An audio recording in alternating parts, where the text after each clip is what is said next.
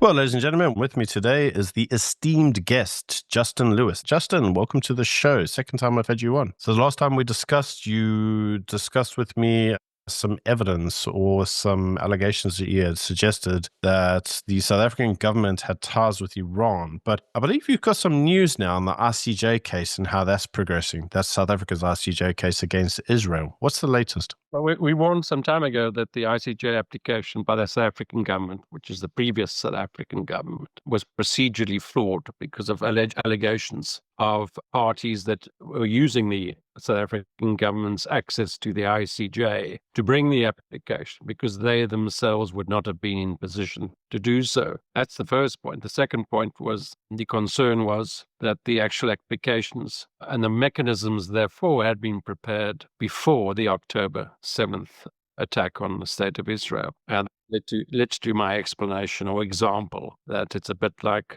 helping your neighbor burn his house down and then rushing to court to claim from your insurers. What's happened now with the latest announcement by the US government of sanctions on parties that were part of the South African delegation marks the beginning of the next step, which would ultimately include an application to the ICJ to have the application withdrawn on the basis of procedural issues. It is not the purpose of the International Court of Justice to be a mechanism to advance political agendas, particularly as now identified by the US with agents within linked to terrorist organizations. That is the purpose of the ICJ, nor of any court. So what's interesting was that last Friday, the US has indicated by these new sanctions to agree with what we put forward last time we chatted, to the extent that they're acting on it. And that's a very interesting development. It means that the US are taking these issues very seriously, and it supports the concern that the application to the ICJ on the basis of these sanctions alone would warrant what we recommended in the event. Now, this has nothing to do with, as I said before, and I say again, with the merits of the application. This has to do with the procedural issues of the application. And if you to do with weaponizing the international courts against another state, regardless of the merits. It's absolutely. It's going into litigation basically with the idea of being malicious. So as you know, in all law, you're not really supposed to go unless in forms of it to be retaliatory. Yes, well, it's more than just malicious. It's the fact that it was, as we argued, prearranged makes its intention at the heart of the application compromising to the principles of the ICJ. Affects its credibility to accept applications on that basis. I don't know if you saw, as of recordings, the time that we're recording, this morning the United Kingdom came out with their own report on whether or not Israel was committing genocide in Gaza, and they concluded that no. Now, what's interesting is that report was the responsibility of deliverance from David Lammy, who, if you know David Lammy, is hardly like let's call him a big lover of Israel. In fact, he's one of the MPs in the United Kingdom that said that the UK government should immediately recognize a Palestinian state because of, potential egregiousness going on between, Israel and Gaza. That report itself, to me at least, is quite indicative. But as we've seen, only insofar as yesterday, there was, as a recording, there was supposedly a BRICS virtual summit or meeting between the BRICS leaders, and Ramaphosa was still using the same rhetoric of, genocide in Gaza and two-state solution and so forth. So I suppose my question to you is do you feel that the South African government's actually, are they aware of what's going on? Or do you think they're just burying their heads? Like, what's your view? Well, it's a Jekyll and Hyde situation. I think the fact that the South African government has postponed its naval exercise at the time of the G20 indicates that it does know. And finally, the penny dropped that it wouldn't be a good idea to hold a naval exercise with Russia and China at the same time. So yes, I'm positive in that regard. As far as the rhetoric is concerned, it's ironic that President Ramaphosa continues to say what he does, because with these sanctions, the $400 million question is, did he know about these agents acting within his government department with their agendas before the attack occurred. If he did, then the $400 million claim against victims of that occurrence have a legitimate claim. My role as a loyal South African is protect where I can the sovereignty of the President of the Republic of South Africa, because it's a sovereign nation, and for that reason alone, Ramaphosa deserves my and others' support. But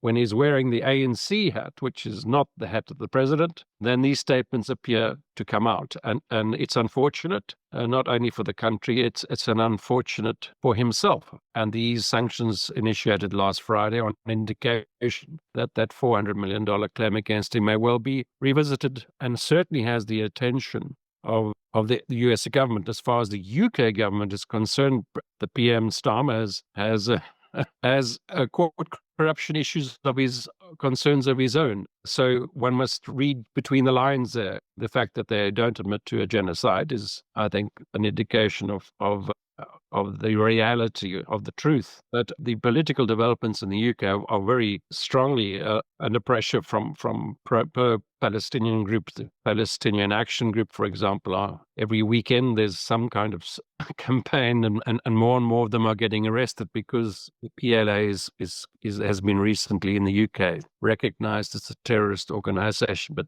what people don't know is that in the background there's another court corruption matter that is seizing the attention of the UK government, in which I'll chat to you today about, because no one else knows about this. And that's the corruption of courts linked to a South African company, an energy company, that the allegation is linked to the corruption of UK courts in order to legalize international money laundering. Now, that issue is important because the South African company involved has a UK partner, the chairman of which has been appointed advisor to the PM. And now, if this issue is not resolved, and I have approached the CEO of that company with no success to date, then that alone could bring down the Starmer government. What I'm trying to get to is the toxicity of actions by South African agents and agencies linked to court corruption of any form. Highly toxic. And the UK has just been through the corruption of courts issue in the UK regarding the post office scandal, which has cost the UK taxpayer over £1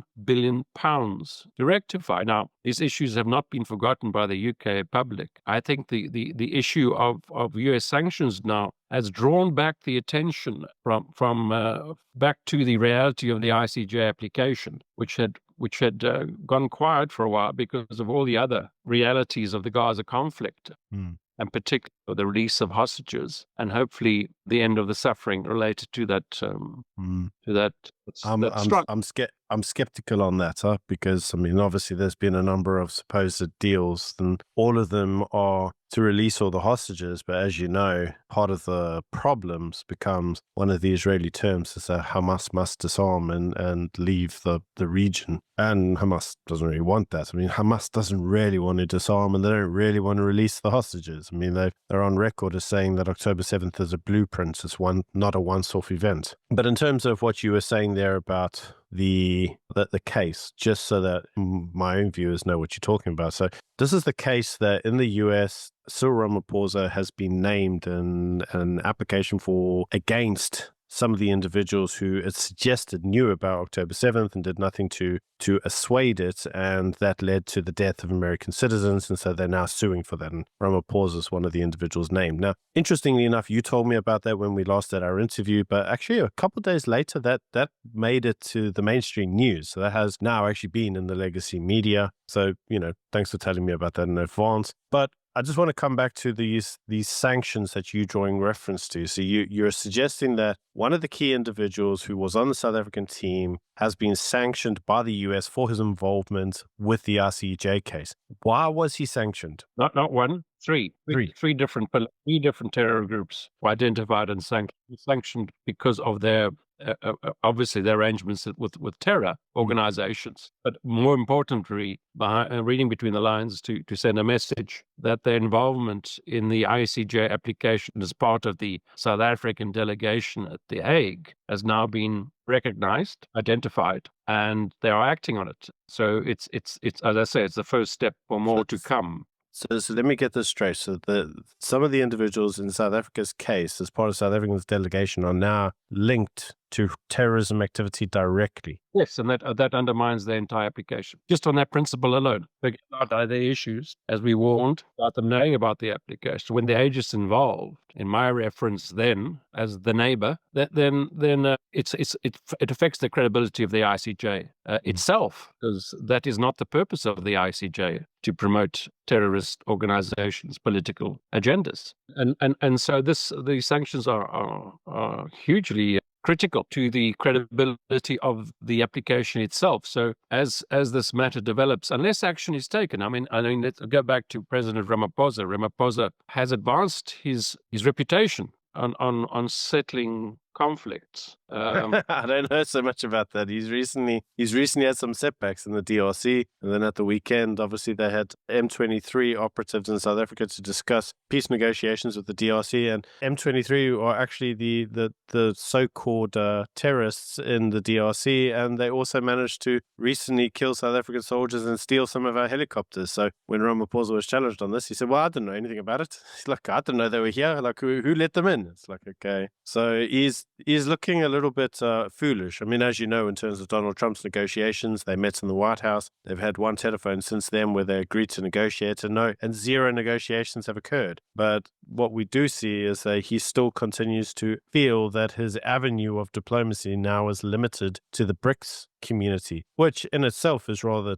daft, because the biggest problem with BRICS, as you know, is it's a forum of exporters, not purchasers. So they all they all want the same thing. They want to create cheap junk and sell it to the rest of the world. And it's like, that's called a competition. So you can't really, it's difficult to have cordial coordinations between competitors. So I don't really understand what his game plan is there. But what I would say is that on an international stage, I don't know if I would agree that he's got a good reputation. He's maybe once, but I don't know now. Certainly doesn't at home. Well, that's one of the reasons I agreed to have a chat today, was because the opportunity still exists. And my recommendation to the president is to take the opportunity. All is not lost as far as South Africa is concerned. And for those of us who wish a bright and prosperous future for the country, the opportunity still remains, as per my recommendation I made months ago, that he could play a role now that the South African delegation has been so clearly identified with the relationship with Hamas and Iran. And I believe there was a general across and promised fealty from the South African government. There was a South African general, SANDF general, who went over to Iran and said that South Africa and Iran, they have a historical connection, which they do from, as some people may not know, the Ayatollah's regime did actually fund the ANC when they were in exile. So they did fund them for a period. But he went one further. He said, well, because of American imperialism and, the West and how anti they were, that they should be working together. And it was terrible what, the Americans had done to Iran when they bombed them, and they need to free Palestine and, all the other rubbish. So he's actually said quite a lot of things. And he also pledged closer cordial ties between the two nations. And apparently Ramaphosa again said he knew nothing about the visit, but his defense minister said she authorized it. So that's it. I mean, the rhetoric coming out is not good. Why you would want to go to war with the United States of America, and that even China is cautious about talking about, let alone Russia. Why South Africa would want to. You can have your political affiliations, but there's no need to declare war on the most powerful country in the world. There's no doubt getting away from that. It just doesn't make it. But again, I believe that there is still a glimmer of hope if the president wishes to take advantage of this opportunity. Which brings me back to the UK corruption case, because one of the parties linked to the UK corruption of courts case, which I referred to regarding Starmer, was at the White House with Ramaphosa. The danger is to step away from this image of toxicity regarding corruption of courts, whether it be the ICJ or the UK courts or any courts, because it creates a toxic South African brand. And if we can prevent that, that's my job. Regarding the president, there is a way. I mean, to be totally honest, what would happen if tomorrow all the hostages were released? For those accusing Israel of having the destruction of Gaza as their sole focus, what would Israel then be able to do? Because once the hostages have been released, then the purpose of it leave all falls to pieces. So I don't think it's a complete disaster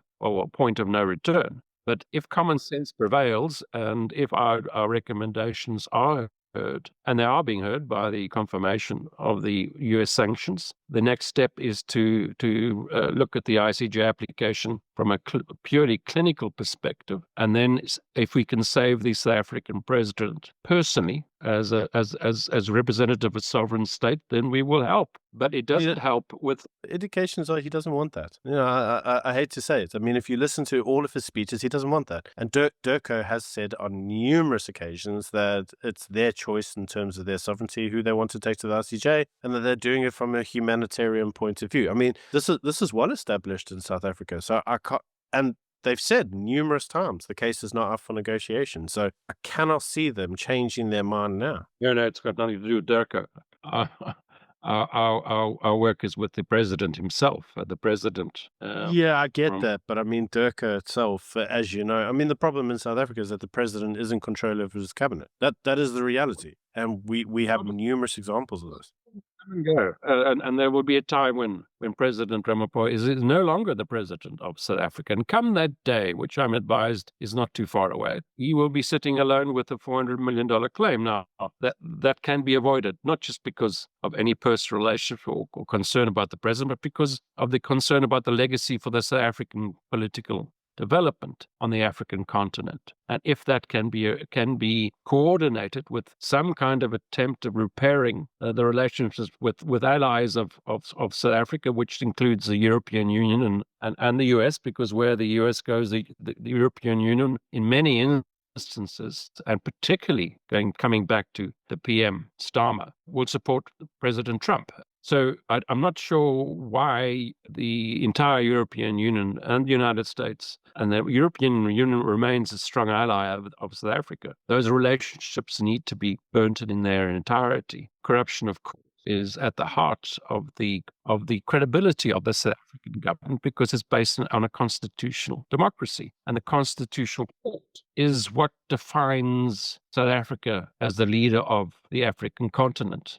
Politically, Durko can do whatever it wants, but it cannot destroy the constitutional nature of the political development of the country. And that's our purpose, and that's the desire. They've done a pretty good job of it so far. I mean, as you'll know, in terms of the trade negotiations with the US, those negotiations should have occurred with the Department of Trade and Industry, but it didn't. It occurred with Durko. Why it occurred with Durko? I don't know.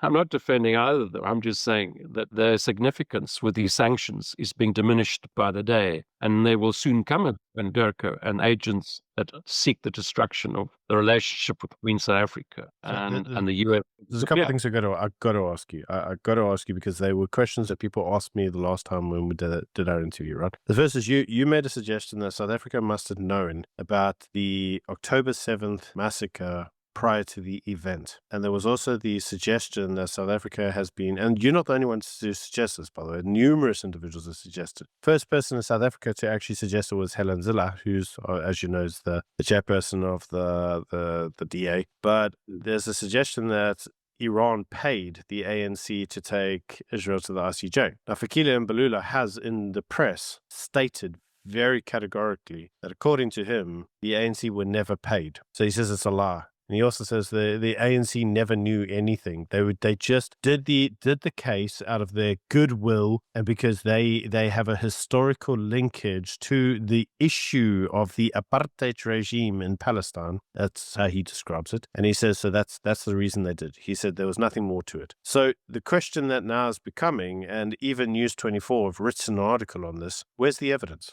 What is the evidence? Well, what you're seeing with this sanction is that evidence unfolding. Now, at no time was the date of the attack known. and this is a question I've seen often incorrectly reported, but preparations related to the attack were being made. And that's what the sanctions from the US last Friday are confirming in their way, that the delegation that they are sanctioning, that was part of the South African delegation, that relationship was an inevitable result of an existing relationship, which is now being identified for what it is. And that's got nothing to do with the history of the ANC and its relationship with the Palestine Liberation or Iran. This is a cynical, concerted attempt to design a mechanism to corrupt the ICJ and its procedures. That's what it is now. Who paid for what, by whom is irrelevant. It happened. The parties are being identified. The parties are now being sanctioned. And the next step is the collation of evidence that obviously people who ask for evidence whilst these investigations are ongoing, which cannot be revealed, but they've been revealed in time. The fact we can reveal now the identified parties because they've been sanctioned is an example thereof.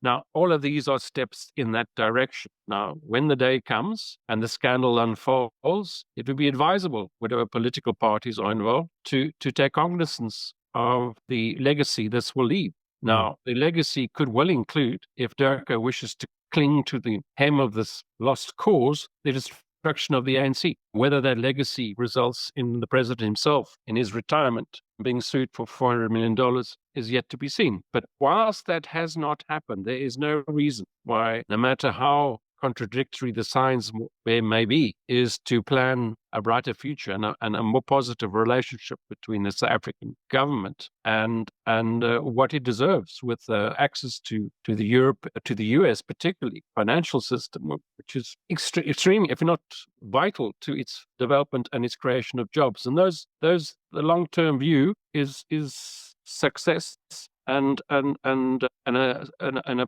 prosperous country. These short-term views are being eroded and being dealt with, such as these sanctions are indicating step by step. But it does not help, for example, when the UK, which I'm involved in investigation to corruption of UK courts, is an issue not involving the South African government at all. It involves private players. So we all have to play our part. There's no point in attacking the government for corruption of courts on the ICJ when there are South African companies linked to corruption allegations of UK courts. It's very serious. And that's why the chat today, I was hoping to bring to the attention of it's a team effort. The future of South Africa is a team effort. And by identifying the misleading propaganda, which these sanctions do, it reveals that the allegation is no longer just an allegation of collaboration between parties to bring the ICJ application before the October Assembly attack, are now based in international sanctions law. What is to follow is inevitable, but that's the way it should be. So what's the next step, right? So let's play this through, because my audience is going to want to know. What's the next steps? Okay, so South Africa does nothing. They don't take any form of heedance or credence to this. What happens next? Well, the next step is the ICJ application. An application will have to be brought. By whom? We still have to decide, because we have to be a signatory to the court and you have to be a state. Who does that?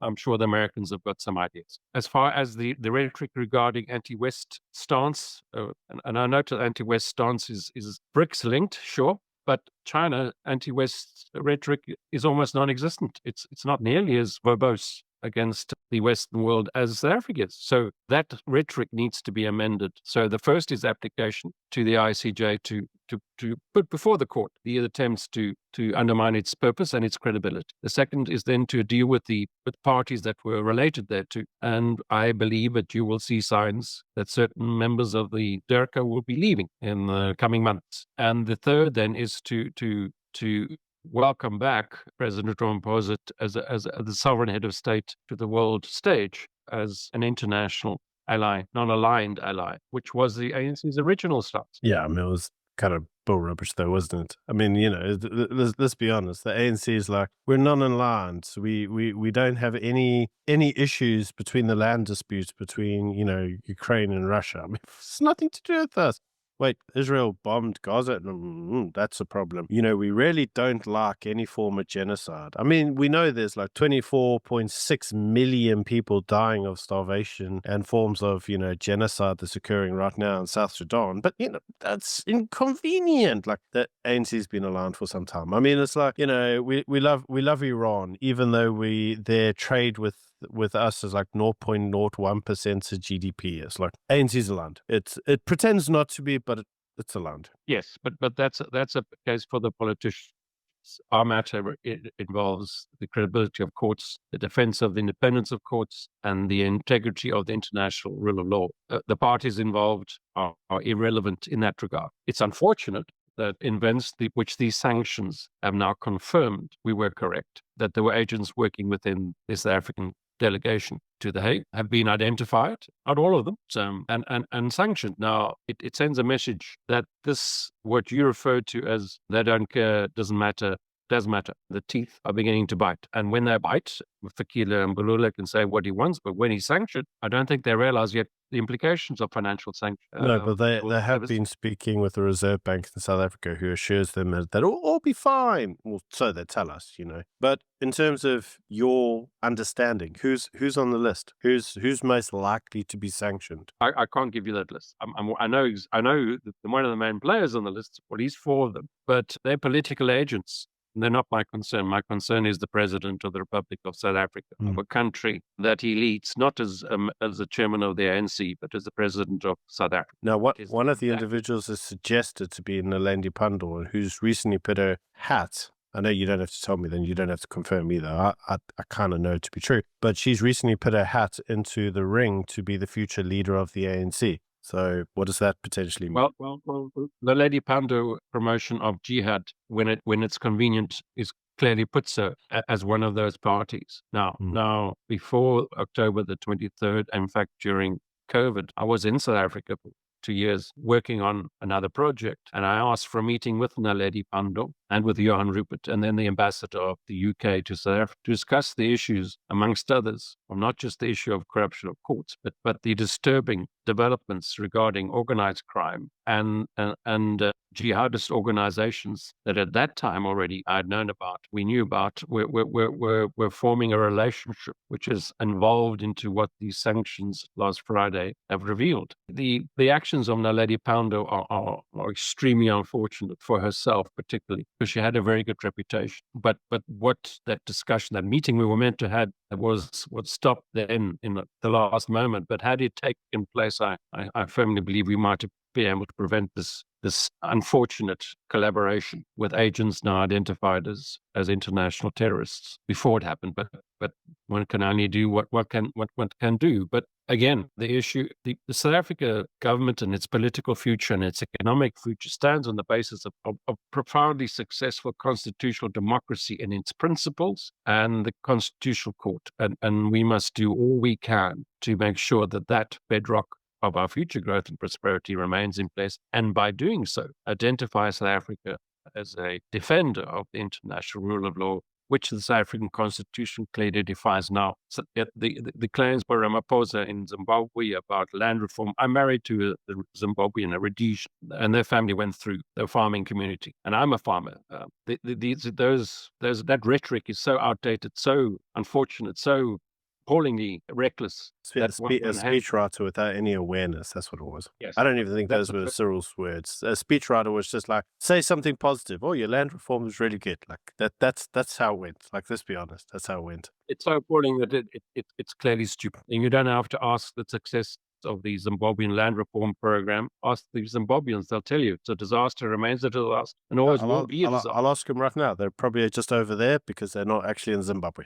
They're all in South Africa trying to get work. Yeah, it's just an update. The developments are continuing. The call for the defense of the independence of courts, whether it be ICJ or South African courts, or particularly in this case, UK courts, requires support from all members of society, whether they be political or economic. And that's why I wanted to have a chat today, because developments in the UK linked to South African private companies' relationships with UK courts that endanger the future of the Prime Minister government through his appointed advisor are issues that are relevant worldwide, not just to Gaza. And we must remain vigilant and continue to protect the international rule of law and the principles that abide therein. And I thank you very much for your time, and thank you so much Thanks, for your Byron. insights. Really important to understand them. Thanks so much for joining me. It's a pleasure.